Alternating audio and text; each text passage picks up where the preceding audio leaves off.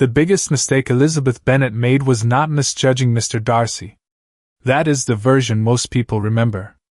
It is also the version that hides the real warning. Because what if the true danger in Pride and Prejudice was never a bad first impression? What if it was something far more difficult to detect, and far more common?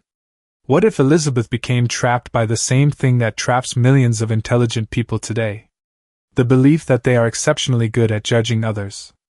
At first, that sounds like a strength. In fact, that's exactly why it's dangerous. Most people imagine blindness as a lack of perception. They imagine that people are fooled because they are naive, uninformed, or careless. But history, literature, and human psychology keep pointing toward a far more uncomfortable possibility. Sometimes the people most vulnerable to illusion are the ones most confident in their ability to see through it. And that is what makes Elizabeth such a fascinating character. Not because she is foolish. Not because she lacks intelligence. But because she possesses something much more powerful, and much more dangerous. Confidence. The confidence of someone who believes she understands people. The confidence of someone who trusts her own judgment.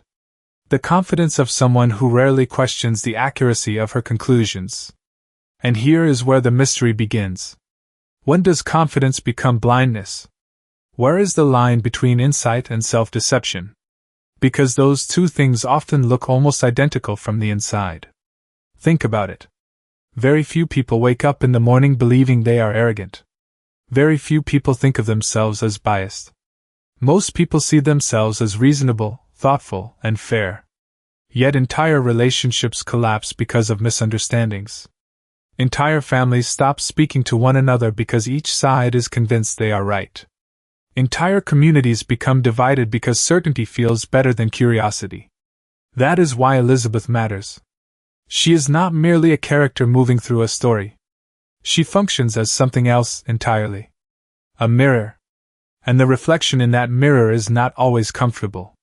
One of the most powerful memory fragments hidden inside this novel can be summarized in a single idea. The judge who never judged herself. Because the deeper question is not whether Elizabeth misread another person.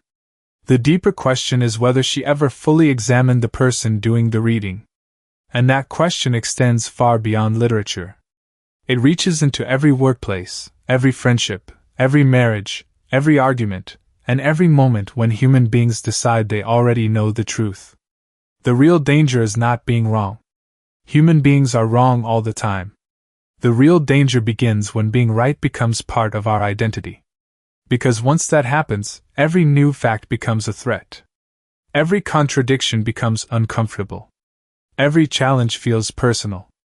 And slowly, without realizing it, truth stops being the goal. Protecting the image of ourselves becomes the goal. That may be the hidden prison at the center of Pride and Prejudice. Not a prison built by society. Not a prison built by another person. A prison built by certainty. And if Elizabeth's greatest weakness was not prejudice against someone else, but prejudice in favor of her own judgment, then a much larger question emerges. How many of our strongest convictions are actually insights? And how many are simply stories we tell ourselves because they feel too good to question? If certainty is the prison, then the next question becomes unavoidable. Who built the walls? Most people assume those walls are built by pride. But that explanation is almost too simple. Pride is visible. Pride announces itself. Pride can be challenged. The deeper problem is something far more subtle. The walls are often built by evidence. Not false evidence. Real evidence. Pieces of reality that seem to confirm what we already believe. And that is what makes Elizabeth such a powerful study of human psychology. She is not operating in ignorance. She is operating in partial truth. And partial truth is often more dangerous than complete falsehood. Because complete falsehood eventually collapses. Partial truth survives. It grows. It reinforces itself. It begins to feel like wisdom. Think about how human beings form opinions. We rarely encounter reality directly. Instead, we assemble fragments. A conversation. An impression. A behavior. a story, a reputation. Then our minds connect those fragments into a narrative. The strange part is that once the narrative feels coherent, we stop searching for missing pieces. Not because we are dishonest. Because coherence feels safe. This is where another contradiction emerges. The human mind is designed to reduce uncertainty. Yet wisdom often requires tolerating uncertainty longer than we want to. The judge wants conclusions. The truth often demands patience. And those two forces are rarely allies. That tension sits at the heart of Elizabeth's role. Not as a romantic heroine. Not even as a social critic. But as an embodiment of a universal conflict. The conflict between understanding and closure. Because those are not the same thing. Understanding remains open. Closure wants the case closed. Understanding asks questions. Closure wants certainty. Understanding evolves. Closure defends itself. And once a person begins defending a conclusion, something remarkable happens. Information stops functioning as information. It starts functioning as ammunition. Evidence is no longer evaluated. It is recruited. Supporting details are welcomed. Contradictory details are quietly pushed aside. Not through malice. Not through conscious deception.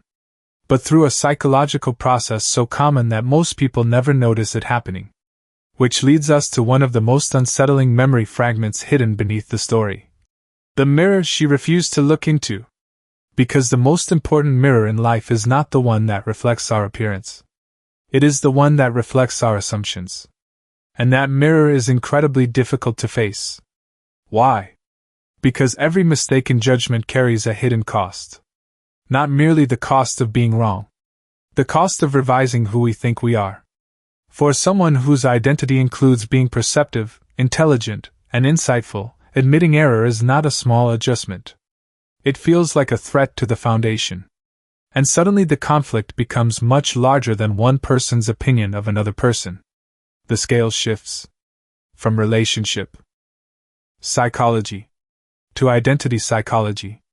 From social misunderstanding to self-preservation. Because perhaps the real issue was never whether Elizabeth could see other people clearly. Perhaps the deeper issue was whether she could survive seeing herself differently. And that raises an even darker possibility. If intelligence can strengthen self-deception. If evidence can reinforce illusion. If confidence can disguise blindness. Then how do we distinguish genuine insight from a story that merely protects our sense of self? And what happens when someone, or something, finally forces that distinction into the light? But what if the real obstacle to seeing the truth is not ignorance, insecurity, or even pride? What if the obstacle is success? That possibility sounds backward at first. We are taught that experience improves judgment. We assume that accurate observations lead to greater wisdom. And often they do. But there is a hidden paradox buried inside human nature. The better we become at reading certain situations, the easier it becomes to assume we can read all situations. And that is where confidence quietly transforms into authority. Then authority transforms into certainty. And certainty begins demanding protection. This is the stage where the crisis truly begins. Because once a person becomes emotionally invested in their own judgment, a strange reversal takes place. The search for truth no longer drives perception. Perception begins defending itself. Notice how subtle this shift is. Nothing changes on the surface. The person still appears intelligent. Still appears thoughtful. Still appears rational. But internally, the mission has changed. The goal is no longer discovery. The goal is validation. And validation is far easier to obtain than truth. Why? Because truth often arrives carrying discomfort. Validation arrives carrying relief. Truth asks us to surrender an old belief. Validation allows us to keep it. Truth creates friction. Validation creates comfort. Human beings naturally gravitate toward comfort, which introduces one of the deepest contradictions in the entire project. The qualities that make someone perceptive can also make them resistant to correction. The stronger the observer, the stronger the temptation to trust the observer. And eventually the observer becomes untouchable. Not by others. By themselves. This is where Elizabeth's role expands beyond an individual character and becomes a symbolic pattern. She represents a psychological force that appears throughout history, politics, relationships, institutions, and even intellectual culture. The force of earned certainty. Because the most persuasive beliefs are not the ones we inherit. They are the ones we believe we discovered ourselves. And once a conclusion feels self-earned, it acquires emotional weight. Questioning it no longer feels like updating information. It feels like betraying part of ourselves. That is why self-correction is one of the rarest human abilities. Not because people lack intelligence. Because intelligence often becomes a defense system. A sophisticated lawyer arguing on behalf of the ego. And this leads us to another memory fragment. Being right became more important than seeing clearly. The frightening part is that this pattern does not belong to villains. It belongs to ordinary people. Good people. Thoughtful people. Educated people. People who genuinely believe they are pursuing truth. Which means the real danger cannot be identified simply by looking for arrogance. The danger hides inside sincerity. A person can be completely sincere and still become trapped. Completely honest and still become blind. Completely intelligent and still misunderstand reality. The crisis, then, is not a conflict between intelligence and ignorance. It is a conflict between intelligence and humility. And humility is far more fragile than most people realize. Because humility does not mean thinking less of yourself. It means accepting that reality may know something you do not. Even when you feel certain. Especially when you feel certain. Now the scale expands again. What begins as an internal psychological struggle becomes a societal one. Entire institutions can become trapped by their own success. Entire cultures can become attached to narratives that once worked. Entire generations can mistake familiarity for truth. The mechanism remains exactly the same. Confidence becomes identity. Identity resists correction. Correction becomes threat. And growth slows to a halt. Which brings us closer to the central mystery. Perhaps the greatest blind spots are not created by what people fail to see. Perhaps they are created by what people believe they have already seen. And if certainty is capable of disguising itself as wisdom, then what kind of event, what kind of encounter, or what kind of truth is powerful enough to break that illusion without destroying the person who depends on it? What if the breakthrough does not begin when a person discovers new information? What if it begins when an old identity starts to crack? That distinction changes everything. Because the deeper revelation hidden beneath this story is not about perception. It is about attachment. Up to this point, we have been examining judgment, confidence, certainty, and self-correction. But underneath all of them lies a more fundamental force. Human beings do not merely form beliefs. They become attached to them. And the stronger the attachment, the harder it becomes to separate truth from self. This is where Elizabeth's symbolic role becomes clearer. She is not simply a person making judgments. She represents a mind confronting the limits of its own framework. A framework that once worked. A framework that generated accurate observations. A framework that helped her navigate the world. And that is precisely why it became dangerous. Because the most difficult assumptions to question are not the ones that fail us. They are the ones that have helped us succeed. This reveals a paradox that extends far beyond literature. Failure often teaches people to adapt. Success often teaches people to repeat. The very mechanism that creates competence can gradually reduce openness. Not intentionally. Not maliciously. Almost invisibly. Over time, a successful interpretation of reality can become a permanent lens. And eventually the lens becomes so familiar that it disappears from view. People no longer realize they are looking through it. They assume they are looking directly at reality itself. This may be the deeper meaning behind another memory fragment. The prison was not society. The prison was certainty. Because prisons are most effective when the people inside them do not recognize the bars. The bars are not made of lies. They are made of assumptions that have never been challenged deeply enough. And that realization introduces a new level of consequence. The danger is not that one person misunderstands another. The danger is that entire systems begin operating from unquestioned certainty. A family can do it. An institution can do it. A culture can do it. A civilization can do it. History repeatedly demonstrates the same pattern. Groups become convinced they understand reality. Their confidence solidifies into doctrine. Their doctrine becomes identity. And identity resists revision even when evidence accumulates around it. Suddenly the conflict we have been examining expands again. It is no longer about personal judgment. It becomes a question about how societies learn, adapt, and survive. Because every era develops its own version of certainty. Every generation develops assumptions that feel obvious. Every culture creates narratives that seem unquestionable. Yet many of those narratives eventually collapse. Not because people were unintelligent, but because they became too comfortable with conclusions that once appeared self-evident. This is why humility emerges as something far more profound than a personality trait. It becomes a survival mechanism. Not weakness. Not self-doubt. The capacity to remain open when certainty feels justified. The capacity to recognize that reality may still contain information capable of transforming who we are. And here the central mystery takes another unexpected turn. Perhaps the greatest obstacle to wisdom is not ignorance. Perhaps it is identification. The moment a belief becomes part of our identity, challenging that belief begins to feel like a threat to our existence. Which raises a far more unsettling question.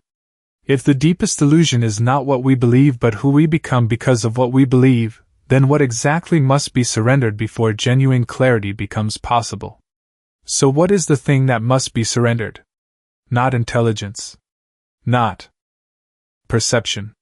Not confidence. The deepest revelation hidden beneath this entire journey is far more unsettling than that. What must be surrendered is the emotional reward attached to being right. That is the missing piece. Not because certainty creates blindness. Not because intelligence creates blindness. But because being right feels good. And human beings rarely abandon something that rewards them emotionally. This is the layer that transforms the entire story.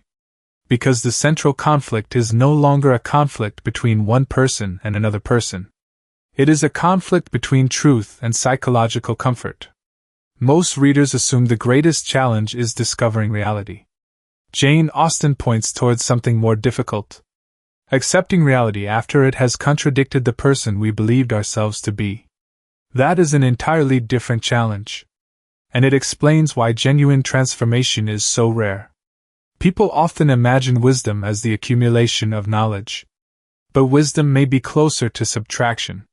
The removal of illusions. The surrender of identities. The willingness to release conclusions that once felt indispensable. This is where Elizabeth's symbolic role reaches its deepest level. She becomes a representation of something universal. Not human error. Human revision. The ability to survive contact with a larger truth. Because every meaningful transformation contains a hidden death. Not a physical death. An identity death. A version of the self that can no longer survive after reality has expanded. This is why the emotional stakes are so high. When people defend a belief, they are often defending a self. A self-image. A worldview. A narrative that provides order and coherence. And when that narrative begins to collapse, the experience feels deeply personal. Which brings us to perhaps the most important memory fragment in the entire project. The most dangerous bias is the one wearing morality. Why morality? Because moral certainty feels virtuous. It feels justified. It feels noble. A person who believes they are protecting truth rarely notices when they are actually protecting identity.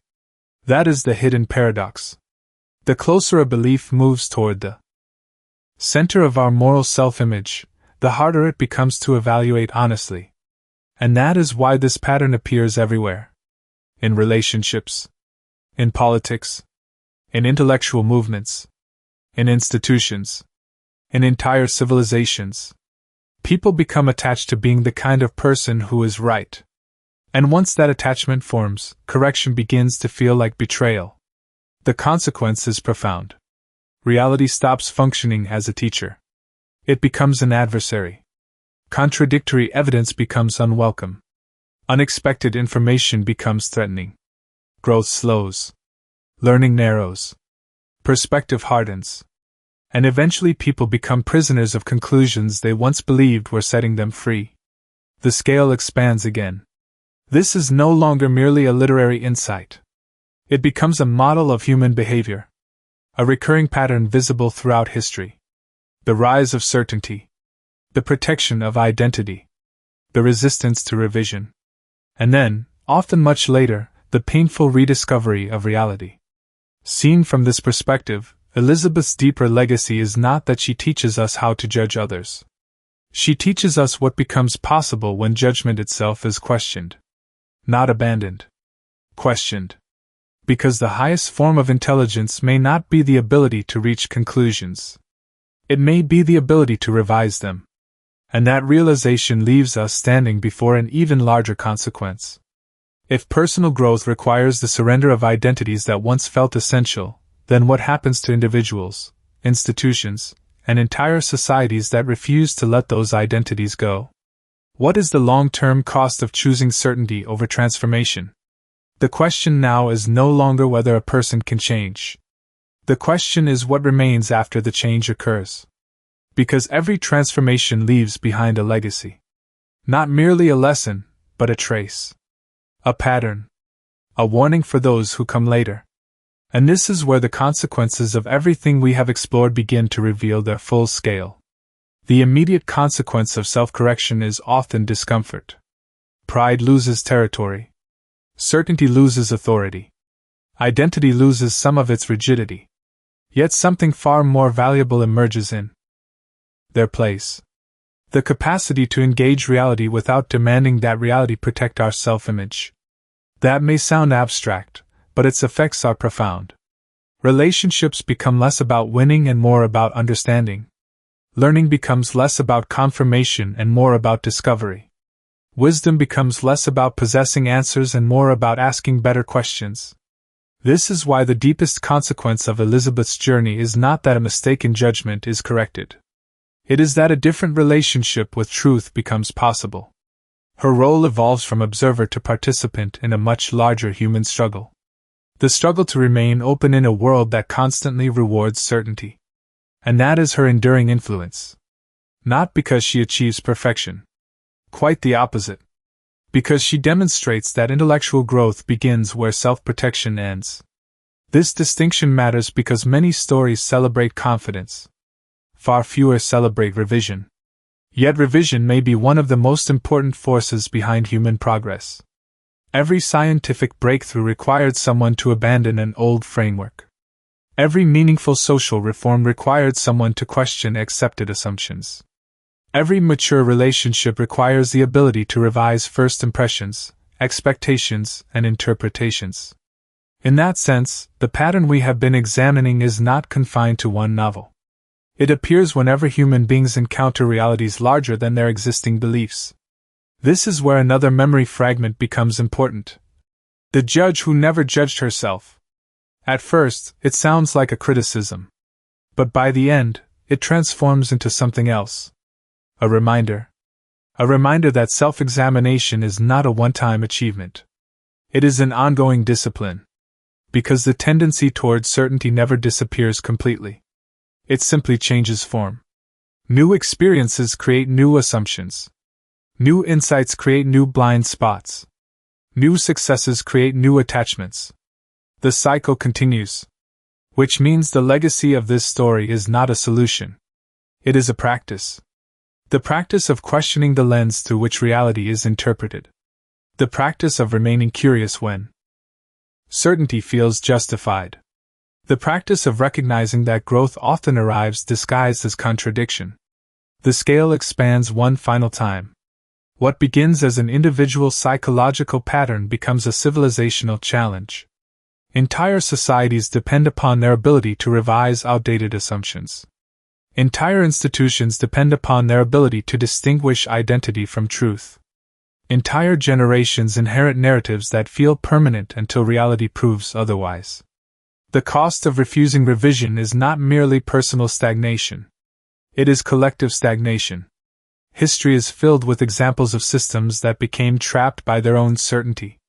Yet history is also filled with moments when humility opened the door to transformation. And perhaps that is the deepest legacy left behind here. Not a lesson about one person's judgment. A lesson about the ongoing relationship between human beings and reality itself. Because reality never stops changing. Circumstances never stop evolving. Knowledge never stops expanding. The question is whether our identities can evolve with them.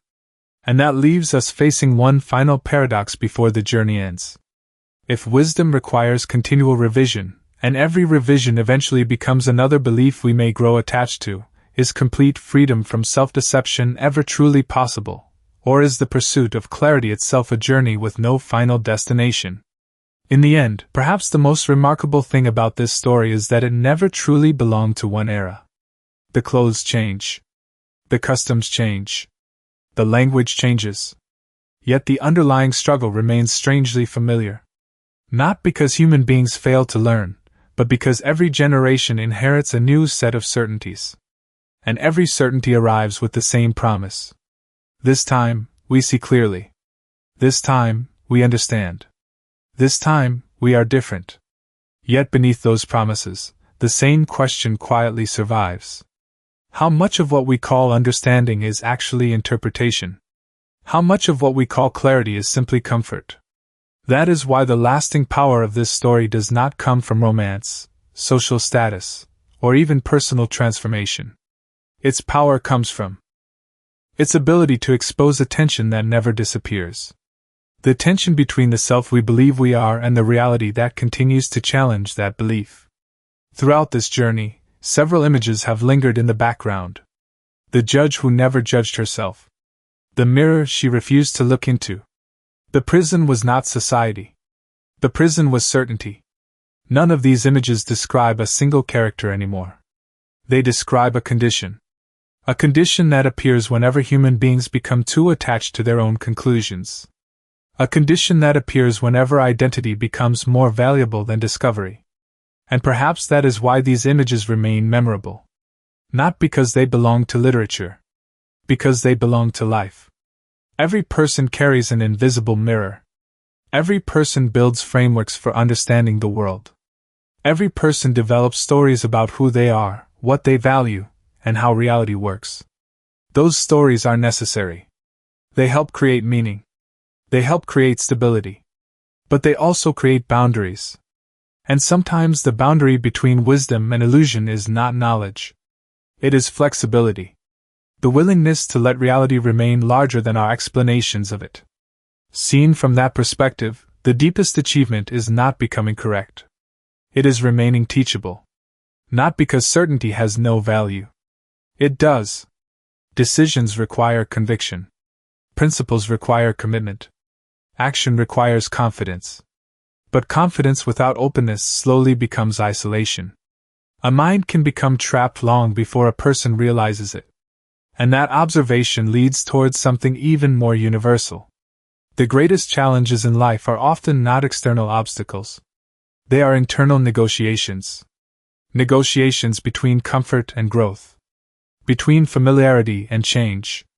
Between the desire for stability and the demand for truth. The stories that endure are often the ones that illuminate those negotiations.